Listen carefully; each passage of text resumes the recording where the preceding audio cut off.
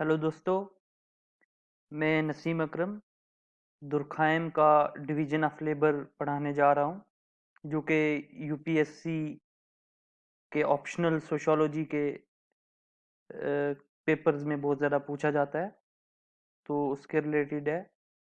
पहले तो मैं आज डिस्कस करूँगा कि क्लासिकल इकोनॉमिस्ट जो थे, जैसे एडम स्मिथ वगैरह, उनसे दुर्खाइम का जो व्यू है डिवीज़न ऑफ लेबर पे, वो कैसे अलग है। और दूसरा ये आज डिस्कस करूंगा कि दुर्खेमियन प्रॉब्लम क्या है, कि दुर्खाइम डिवीजन ऑफ लेबर में बेसिकली स्टडी क्या करना चाहता है और क्यों करना चाहता है। तो स्टार्ट करते हैं। पहले आपको पता होगा कि डिवीजन ऑफ लेबर क्या होता है।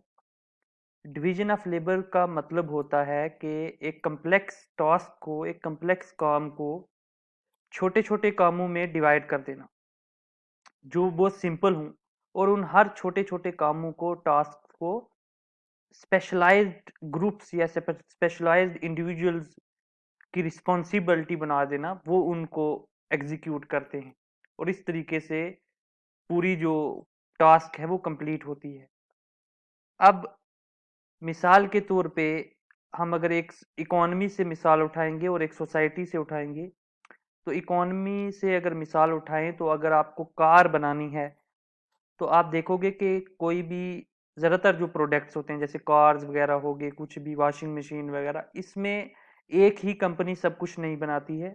इस प्रोडक्ट को छोटे छोटे इंडिविजुअल टास्क में डिवाइड किया जाता है और अलग अलग लेबर्स, अलग अलग सब्सिडायरीज कंपनीज जो हैं वो उसके काम को करती हैं। मिसाल के तौर पे टायर्स जो हैं कार के, वो कोई और सब्सिडायरी कंपनी बनाएगी। उसकी स्टीयरिंग, उसकी जो स्टील उसमें यूज हुआ है वो कोई और कंपनी, उसकी माइनिंग कोई और कंपनी करेगी। तो इस तरीके से ओवरऑल हर किसी इंडिविजुअल जो लेबर होता है उनके भी काम डिवाइडेड होते हैं। टायर्स में अलग कोई रबड़ का काम करेगा, कोई स्टील का काम करेगा, कोई उसमें और काम करेगा, कोई वॉशिंग का काम करेगा, कोई कोटिंग का काम करेगा। तो उस तरीके से अपनी अपनी स्पेशलाइजेशन के हिसाब से होता है। सोसाइटी से अगर हम एग्जांपल लें तो आपको पता होगा आर्यन सोसाइटी के बारे में। Aryan who invaded India in ancient time. So उनकी जो सोसाइटी थी वो हाईली, उसमें जो है ना वो डिवाइडेड थी, डिवीजन ऑफ लेबर उसमें बहुत ज्यादा था, इसलिए वो हाईली एफिशिएंट थी। और इसी वजह से ये एक कारण था कि इंडिजिनियस जो ट्राइब्स थे यहाँ इंडिया के, उन्होंने उनकी जो डिवीजन ऑफ लेबर जो सिस्टम था उनका, उसको एक्सेप्ट किया और इंडिया में कास्ट सिस्टम जो है वो आगे उभर के सामने आया। तो उसमें क्या था कि जो नॉलेज का काम था, एक पूरी सोसाइटी में एजुकेशन का जो पूरा सेक्टर था वो ब्राह्मण्स की स्पुर्द कर दिया गया। That became the responsibility of Brahmins. इसी तरीके से जो डिफेंस सेक्टर था वो क्षत्रिय के रिस्पॉन्सिबिलिटी बन गई। शूद्रा की रिस्पॉन्सिबिलिटी उसमें थी एग्रीकल्चर लेबर करना और बहुत सारी मैनुअल और मेनियल जॉब्स करना। और बिजनेस का जो सारा काम था वो वेश्या कम्युनिटी करती थी। तो ये हाईली एफिशिएंट जो सिस्टम था डिवीजन ऑफ लेबर जो है उसका। अब इस पे क्लासिकल इकोनॉमिस्ट जैसे एडम स्मिथ, उनका क्या कहना है और दुर्खाइम किस तरीके से अलग होते हैं, इस पे अक्सर क्वेश्चन पूछा जाता है। तो मैं ये आपके सामने, और इसी से हमारे आगे पता चलेगा कि डिवीजन ऑफ दुर्खाइम के सामने डिवीजन ऑफ लेबर को स्टडी करने की इतनी क्या जरूरत पड़गी, वो क्या प्रॉब्लम थी दुर्खाइम के सामने जिसको वो सॉल्व करना चाहता था। तो एडम स्मिथ का मानना था कि दुर्खा जो डिवीजन ऑफ लेबर है ये सिर्फ और सिर्फ ह्यूमन सोसाइटी में पाया जाता है। और इसका कारण क्या है? इसका कारण भी कुछ ह्यूमन से रिलेटेड होगा, तभी तो ये ह्यूमन की सोसाइटी में पाया जाता है। तो उसका कारण ये था, उसका काज ये था एडम स्मिथ के हिसाब से, कि ह्यूमन नेचर जो है बड़ा सेल्फिश है, बड़ा इकोनॉमिक नेचर है। इंसान फायदा सोचता है और इसकी वजह से वो एक्सचेंजेस करता है। एक्सचेंजेस मतलब वो लेन देन का काम करता है। एक चीज कोई देगा तो उसके बदले में वो कुछ उसको देगा, जैसे बार्टर एक्सचेंज होती है। तो उसी की वजह से डिवीजन ऑफ लेबर निकल के आता है, ये एडम स्मिथ का मानना था। और इसके फंक्शंस क्या है डिवीजन ऑफ लेबर के? तो उसका मानना था एडम स्मिथ का कि डिवीजन ऑफ लेबर का मोस्ट इंपॉर्टेंट फंक्शन है कि it helps in the growth of civilisation. ये एक प्रीमिटिव सोसाइटी को एक सिविलाइज्ड सोसाइटी बनाने में मदद करता है। वो कैसे? क्योंकि सिविलाइज सोसाइटी बनने के लिए जरूरी है कि सोसाइटी जो है वो प्रॉस्पर हो, उसमें ग्रोथ बहुत ज्यादा हो और एफिशिएंसी बहुत ज्यादा हो। और डिवीजन ऑफ लेबर ये सब काम कर रहा है। डिवीजन ऑफ लेबर में लेबर की प्रोडक्टिविटी बढ़ जाएगी, टाइम कम लगेगा। प्रोडक्टिविटी तो बढ़ेगी क्योंकि एक जब स्पेशलिस्ट लोग जो हैं उसी काम में स्पेशलाइज्ड लोग हैं वो काम करेंगे तो एफिशिएंसी तो बढ़ेगी। अगर अब मिसाल के तौर पे आप ये ले लीजिए कि अगर माइनिंग का काम जो है एक टेक्सटाइल इंडस्ट्री जाके करने लग जाए तो कैसे होगा। एक कार बनाने वाली कंपनी जो है वो माइनिंग तो नहीं कर सकती स्टील, तो जब वो उस कंपनी को जिसके पास वो स्पेशलाइजेशन है उसको दे दिया तो एफिशिएंसी खुद बहुत बढ़ जाएगी, टाइम कम लगेगा, आउटपुट ज्यादा होगा, इनपुट कम लगेगा, कास्ट कम लगेगी, तो ओवरऑल सोसाइटी की ग्रोथ होगी। ठीक है, ये था उसका डिवीजन ऑफ लेबर का फंक्शन उसके हिसाब से एडम स्मिथ। और इसलिए एडम स्मिथ बोल रहा था कि डिवीजन ऑफ लेबर जो है वो और हमें प्रमोट करना चाहिए और ये अच्छा है, डिवीजन ऑफ लेबर में कुछ बुरा नहीं है।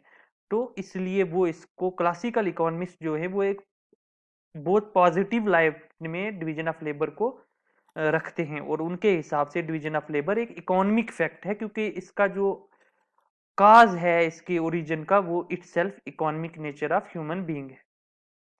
अब जब दुर्खाइम आता है तो दुर्खाइम देखता क्या है, वो जब स्टडी करता है तो उसके सामने कुछ चीजें आती हैं जिसके बेस पे वो आगे उसकी प्रॉब्लम जो है उसके सामने पेश होगी। पहला वो ये देखता है कि ये बात सच है कि डिवीजन ऑफ लेबर जो है वो इंक्रीज होता है जूं जूं सोसाइटी जो है वो कम्प्लेक्स होती जाती है। एक प्रीमिटिव सोसाइटी में डिवीजन ऑफ लेबर ऑलमोस्ट होता नहीं है, बहुत कम होता है, जेंडर वेंडर के बेस पे, एज के बेस पे।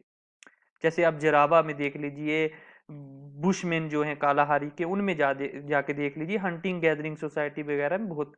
फिर पेस्टोरल में थोड़ा और ज्यादा होगा, एग्रीकल्चर सोसाइटी में डिवीजन ऑफ लेबर और ज्यादा होगा, और सबसे ज्यादा होगा कैपिटलिस्ट सोसाइटी में जो आजकल की इंडस्ट्रियलाइज्ड सोसाइटी है, इसमें डिवीजन ऑफ लेबर बहुत ज्यादा होता है। तो जितनी दुर्खाइम कहता है कि ये बात सच है, this is a fact that as the society evolves, as the society becomes complex, division of labour increases. दूसरा वो ये देखता है कि division of labour is universal. तो ये यूनिवर्सल का क्या मकसद है, यूनिवर्सल से क्या मतलब है? यूनिवर्सल का मतलब है कि division of labour is not limited only to the human society. सिर्फ ह्यूमन की सोसाइटी में डिवीजन ऑफ लेबर नहीं होता है, division of labour animal society में भी होगा और भी जितनी टाइप की सोसाइटीज होंगी, that is it is universal. और जो चीज यूनिवर्सल होती है उसे नेचुरल लॉ बोला जाता है, जो चीज यूनिवर्सली एग्जिस्ट होती है। तो इसलिए दुर्खाइम बोलता है कि division of labour is a natural law. अब उसके बाद जो वो चीज ये देखता है कि क्या ये सिविलाइज्ड सोसाइटी या सिविलाइजेशन को अचीव करने में हेल्प करता है, तो डिवीजन ऑफ लेबर दुर्खाइम कहता है कि यस, सिविलाइजेशन को अचीव करने में डिवीजन ऑफ लेबर हेल्प करता है, ये उसका फंक्शन है, बट ये मोस्ट इंपॉर्टेंट फंक्शन नहीं है, ये एक ट्रिवियल फंक्शन है। और क्यों? क्योंकि वो उसका मानना है कि जो सिविलाइजेशन है इसकी इट सेल्फ, इसकी कोई इंट्रिंसिक वैल्यू नहीं है। सिविलाइजेशन इट सेल्फ अचीव हो जाए तो कोई उसका बड़ी बात उसमें नहीं है, क्योंकि सिविलाइजेशन का, सिविलाइज एक सोसाइटी सिविलाइज्ड होती है तो उसका फायदा क्या होता है? उसका फायदा ये है कि ह्यूमन की कुछ नीड्स पूरी होंगी। एक ह्यूमन एजुकेट होना चाहता है तो वो एजुकेशन अच्छे से, अगर एफिशिएंट स्कूल्स होंगे तो अच्छे से, टीचर पढ़े लिखे होंगे तो अच्छे से एजुकेशन मिल पाएगी। इसी तरीके से सिविलाइज सोसाइटी का मेन मकसद ही यही है कि इंडिविजुअल की, ह्यूमंस की नीड जो है वो पूरी हो सके और वो डेवलप हो पाए। दुर्खाइम का ये मानना है कि सिविलाइजेशन बहुत कम नीड्स जो है ह्यूमन बीइंग की वो पूरी करती है, सारी नीड्स पूरी नहीं करेगी, और सिविलाइज सोसाइटी जो है वो नीड्स पूरी करती है जो needs it self division of labour create करता है। तो ये एक पैराडॉक्स है कि डिवीजन ऑफ लेबर पहले कुछ नीड्स क्रिएट करता है और फिर उस डिवीजन ऑफ लेबर की वजह से सोसाइटी सिविलाइज्ड होती है और उससे वही नीड्स जो हैं वो ह्यूमन बीइंग की पूरी होती हैं। मिसाल के तौर पे जब सोसाइटी डिवाइडेड होगी, डिवीजन ऑफ लेबर होगा, तो इनइक्वालिटी आएगी, क्योंकि hunting gathering society egalitarian society थी। उसमें आज भी आप देख लो ट्राइबल सोसाइटी जितनी होती है, more or less they are egalitarian, उनमें इक्वलिटी होती है, उनमें इतनी ज्यादा इनइक्वलिटी नहीं होती। तो एक सिविलाइज सोसाइटी, एक जिसमें ग्रोथ होगी, प्रोडक्टिविटी होगी, ट्रिकल डाउन इफेक्ट होगा, उसमें तो इनइक्वालिटी नहीं होगी। सिविलाइज सोसाइटी में इनइक्वालिटी कम होगी, बट ये inequality create he division of labour ने की है। तो ये एक पैराडॉक्स है। तो दुर्खाइम बोलता है इसलिए सिविलाइजेशन को अचीव करना डिवीजन ऑफ लेबर का मोस्ट इंपॉर्टेंट फंक्शन नहीं है, हाँ एक ट्रिवियल फंक्शन है। तो इसका मतलब डिवीजन ऑफ लेबर का कोई और इंपॉर्टेंट फंक्शन है। तो डिवीजन ऑफ लेबर, अब देखो ये एडम स्मिथ को क्रिटिसाइज कर रहा है, तीनों चीजों में क्रिटिसाइज कर दिया। फंक्शन इसने बता दिया कि ये ट्रिवियल फंक्शन है, इंपॉर्टेंट फंक्शन नहीं। उसने बोला था कि ह्यूमन सोसाइटी में है, तो दुर्खाइम का मानना है कि ये यूनिवर्सल है, ये नेचुरल लॉ है, ये हर सोसाइटी में होता है। तो इसका मतलब क्या है कि ये इकोनॉमिक फैक्ट नहीं है, it is not related to nature of human being. ये जो है ये एक सोशल फैक्ट है, ये सोशल लेवल पे होता है, इसके कुछ अलग और ही फायदे होते हैं। तो अब दुर्खाइम आगे जो है वो उसके सामने प्रॉब्लम आएगी, वो अभी आप बने रहिए वीडियो के साथ, मैं बताता हूँ। अब डिवीजन ऑफ लेबर दुर्खाइम एक हाइपोथेसिस यहाँ पे देता है। हाइपोथेसिस क्या होती है? अपनी तरफ से जब कोई इंसान बिना रिसर्च किए हुए पहले एक चीज, थोड़ी बहुत ही रिसर्च या डेटा के हिसाब से, फैक्ट के बेस पे एक कॉजेलिटी को क्या करता है, प्रोपोगेट करता है, एक प्रोपोज करता है, तो उसको एक स्टेटमेंट देता है, उसको हाइपोथेसिस बोलते हैं। तो दुर्खाइम की हाइपोथेसिस क्या है कि division of labour produces solidarity. मतलब डिवीजन ऑफ लेबर की वजह से सोसाइटी में कोहिजन पैदा होती है, यकसानियत पैदा होती है, इत्फाक पैदा होता है, यूनिटी पैदा होती है लोगों में। और ये दुर्खाइम बोलता है कि ये तो फैक्ट है, आप कहीं पे भी देख लीजिए डिवीजन ऑफ लेबर जो है, आपको पता चलेगा कि लोग एक दूसरे पे डिपेंडेंट हो जाते हैं, तो सॉलिडेरिटी तो बढ़ेगी। ठीक है। अब अगर क्षत्रिय जो डिफेंस नहीं करेंगे तो ब्राह्मण जो है वो उनको, क्योंकि वो हाली नॉलेज में इन्वॉल्व हैं, तो वो कैसे प्रोटेक्ट करेंगे सोसाइटी को? तो ये एक सॉलिडेरिटी है कि एक दूसरे पे लोग डिपेंडेंट हो जाते हैं। बट यहाँ पे उसके सामने प्रॉब्लम आती है दुर्खाइम के बाद सामने। दुर्खाइम की प्रॉब्लम को कहते हैं कि क्या ये नेचुरल लॉ एक मॉरल लॉ भी है? इज दिस ये division of labour is a moral law? क्या हमें इसको मानना चाहिए या एक्सेप्ट करना चाहिए या रिजेक्ट करना चाहिए? क्यों? क्योंकि सॉलिडेरिटी तो उसकी हाइपोथेसिस है कि प्रोड्यूस करेगा, बट कितनी सॉलिडेरिटी प्रोड्यूस करेगा? सॉलिडेरिटी तो बहुत तरीके की होती है, ठीक है, और सिर्फ division of labour he solidarity नहीं प्रोड्यूस करता, और भी बहुत सारी चीजों से सॉलिडेरिटी प्रोड्यूस होती है। तो कहीं ऐसा तो नहीं कि जिस तरीके से सिविलाइजेशन को अचीव करना डिवीजन ऑफ लेबर का एक ट्रिवियल फंक्शन था, कहीं सॉलिडेरिटी को अचीव करना भी एक ट्रिवियल फंक्शन तो नहीं।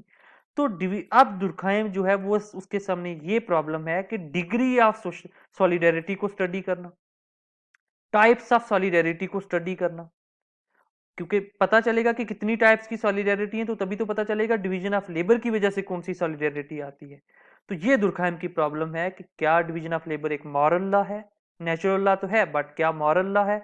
क्या हमें इसको एक्सेप्ट करना चाहिए? क्या इसको ज्यादा प्रमोट करना चाहिए, या ये सिर्फ सिविलाइजेशन की तरह एक ट्रिवियल इश्यू जो है, एक ट्रिवियल फंक्शन है सॉलिडेरिटी को प्रोड्यूस करना?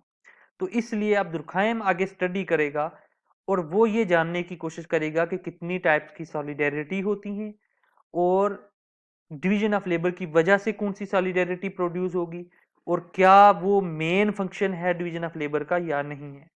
तो इसके आगे हम नेक्स्ट वीडियो में डिस्कस करेंगे। आपको अगर वीडियो पसंद आती है तो कमेंट्स में ज़रूर बताइएगा, शेयर भी कीजिएगा, सब्सक्राइब भी कीजिएगा, और अगर ज़्यादा पसंद आ जाती है तो कमेंट्स में ज़रूर बताइएगा, क्योंकि मैं इंस्पायर हूँगा और भी वीडियो आपके लिए लेके आऊँगा। अगर कोई डाउट्स हैं वो भी आप कमेंट सेक्शन में मुझसे पूछ सकते हैं, मैं हर कमेंट्स जो मैं सारे पढ़ूंगा और उसका जवाब जो है देने की कोशिश करूंगा। शुक्रिया।